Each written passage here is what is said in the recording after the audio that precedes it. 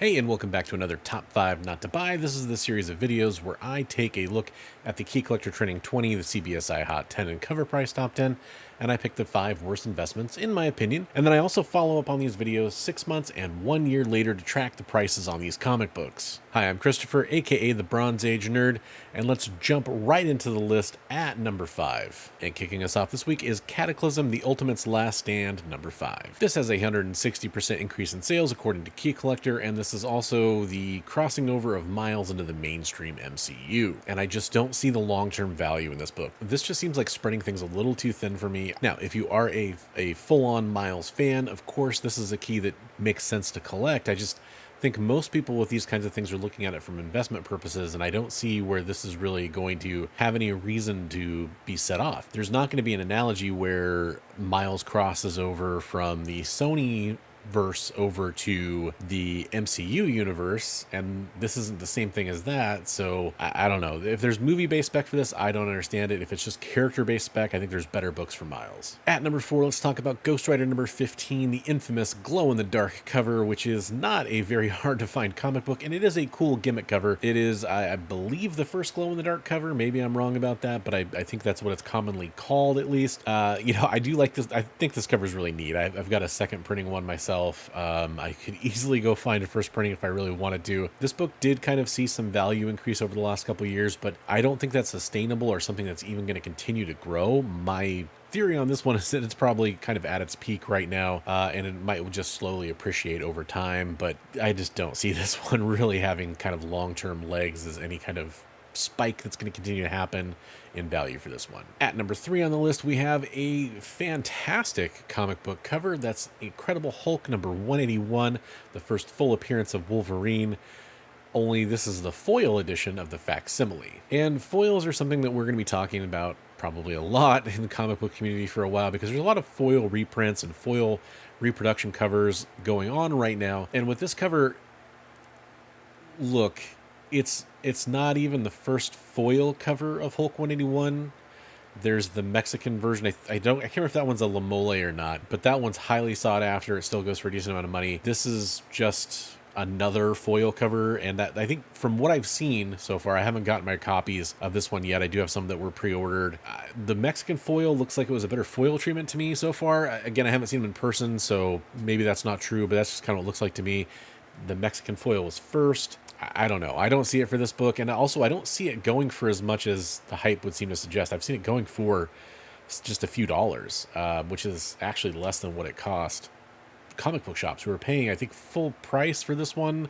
I want to say there was no discount. It was like $8. So if it's already selling less than that, it can't possibly be a book that I think is going to have long-term value. How about you? What do you think about this one? Let me know in the comments down below. At number 4 on the list, we have more Wolverine goodness to talk about with Marvel Comics Presents 95, which is kind of like a partial origin story of the costume, the original costume.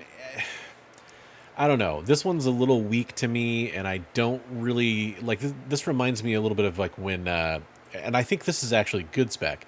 The Marvel Comics Presents books for Weapon X's storyline popped off, kind of during the height of the pandemic, and those have cooled down. But to me, those are still better spec books than this, because the Weapon X storyline is an iconic storyline for Wolverine. This is a neat issue. I just don't think it's a $30 book when it was going for $5 a couple of weeks ago. I don't see that really maintaining, and I think this one's going to return down to earth. It's just the yellow costume. It's not even like a faithful reproduction of the yellow costume we've seen in the set photos for Deadpool 3 so far. So I just don't see this one maintaining that kind of long-term appeal for people. It might spike again around the time the movie comes out, but that's going to be a while. As we all know, the production was halted on Deadpool 3. So I think there's plenty of time to pick this book up later on. Last but not least, more Wolverine when we talk about Daredevil 196, the first meeting of Daredevil and Wolverine. And so the reason, this isn't just because I don't like Wolverine or something. I love Wolverine. This is because this is a Nick's pick. So it was a Nick's pick in a previous week, and that bumped the sales on the book, and now it lands on the Key Collector Trending 20. And I've talked about this before. Just the idea that a Nick's pick will move the market, which we've proved is definitely going to happen for comic books, shouldn't make something a key that you should be looking at for investment purposes. And that's why I wanted to talk about this book Now, there is some general interest in Wolverine, as we talked about with several other books on this list right now. Wolverine, obviously, a very popular character, and there's some renewed interest because of the movie appearances and stuff that we're going to be seeing from Hugh Jackman again. But, I mean, come on. Like, Hugh Jackman is not going to be Wolverine in the MCU. There's going to be a different Wolverine eventually replacing him. He's not going to continue to play Wolverine. I just don't see that happening. So this is kind of a, one-off here, and then there will be a whole nother cycle when we get a new Wolverine and all the X-Men get introduced and everything. So I think there's plenty of time on this book to pick it up at a lower price. This is a cool book. It's a cool meeting. And unlike a lot of other first meeting books, I actually think this one would be a decent one to pick up and have some kind of cool significance to it. But again, plenty of other opportunities to pick this one up, I bet. As we continue to track this book over 6 months and 1 year later, I'll be really curious to see where this one ends up. So that was my top 5 not to buy in a kind of rushed way too this week. I'm trying to get this video out a little bit quicker. So I do appreciate your patience on that.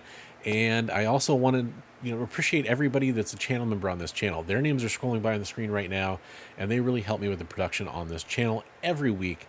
And that's something that I can't help but say thank you to. And if you're just watching this video, I want to thank you as well. Thanks so much for watching, and I'll catch you in the next one. Until then, I want to remind you, as always, hey, hey, hey, hey.